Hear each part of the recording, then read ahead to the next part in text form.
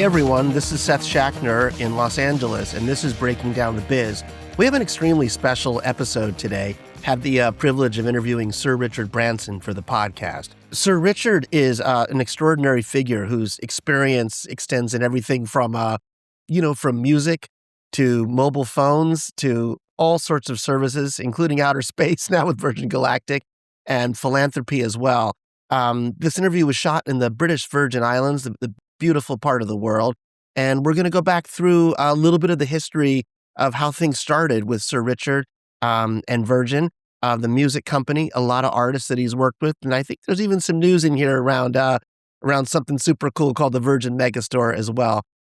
Really great discussion. We're happy you're here to listen to it with us. I also want to give very special thanks to Fiona McIntyre of Forming Impact for being really an invaluable help in getting this one together. Enjoy. Hello, good evening, Richard. Sir Richard Branson, thank you so much for hosting us here in beautiful Necker Island, and thank you for being so generous with your time. I wanted to talk to you a little bit this evening about music.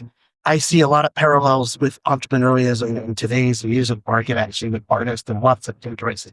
And I wanted to just get your sense on what it was like when you started Virgin. Was that spirit sort of imbued in what you did to start it up? And do you see some parallels at all? So when we started, there weren't independent record labels. Music was just run by a few big jars. And I'm afraid to an extent that's gone back a bit that way today.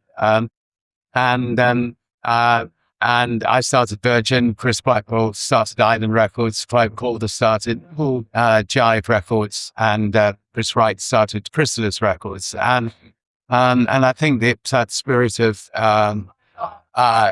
entrepreneurs in those independent record labels have brought you, the really, really great bands. And I think, we as, we knew how to promote artists, and appreciate artists and we did things very differently than they'd been done in the past. If I give you one example, before Virgin set up, if a rock musician wanted to record, they would go in after a session musicians for 3 or 4 hours, and then next session musicians would come in, and then they would go in for another 3 or 4 hours. We got rid of all that, and we created the Manor Recording Studios in Oxford, where rock stars could go and record all night, which is what they like to do. Sleep all day. They didn't have to put all their equipment away. And slowly, I think the independent record companies got rid of all the old habits of the past. Music shops, the only music shops that existed were W.H. Smith's, and you would buy your toothpaste, you'd buy your music, you might be able to buy a book, you'd buy your scissors, all alongside each other.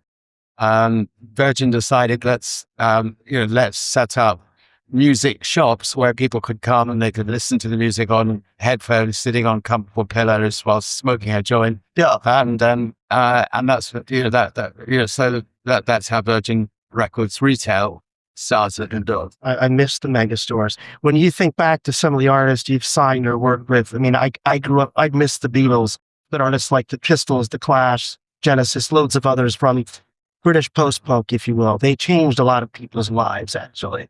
And I wonder if, I know you're not all in the music today, but I wonder if you saw something back then when you signed these artists, and if you think it still exists today. So, so I remember seeing the Sex Pistols at the 100 Club and just going all out to try to get them. I thought they could be, the Rolling Stones in the future.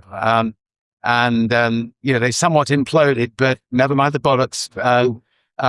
Certainly shook up that decade. And on the back of the Sex Pistols, I mean, we signed David Bowie and signed Rolling Stones and Janet Jackson and Culture Club, and anyway, lots of wonderful, wonderful bands. But I think if we hadn't signed the Sex Pistols, a lot of these other, much bigger bands, Phil Collins and Peter Gabriel and the likes, wouldn't have been attracted to Virgin. They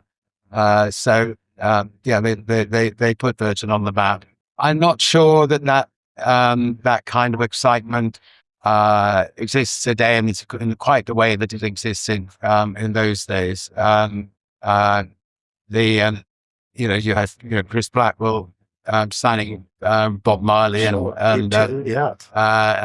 U2. I remember going to Jamaica when Bob Marley died to try to sign Peter Tosh, it took me a while for him to open his door, and then when he invited me in, and he rolled this joint which was that big and that fat, and only when I was lying prostrate on the floor did he agree to sign with us. And the first record we put out of his was called Legalize It, and became a national anthem. But anyway, they were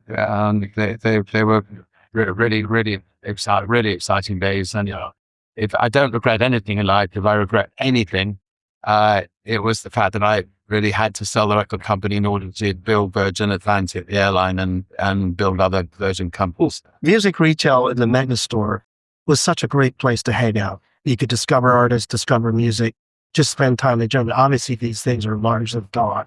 I mean, is it unrealistic to think anything like that could ever come back for younger generations?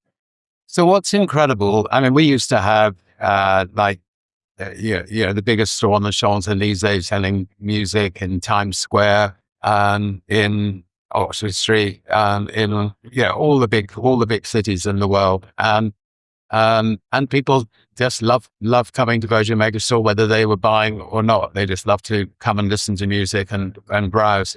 Interestingly, in the Middle East, our stores survived, and they're doing so well there now that we are actually now considering taking them back into into America and into Europe again. So I can't promise, but it's certainly something we're looking at. Yeah, the brand is still meaningful to people, I would imagine, for future music audiences it would be as well. Yeah, so hopefully maybe the next time we sit down and have a chat, it can be in a Virgin Megastore somewhere. That would be great. Yeah, I really appreciate your time. Thank you so much for hosting us here. No, thank you. Thank you very much. Pleasure. Sure. Nice to see you. Thank you.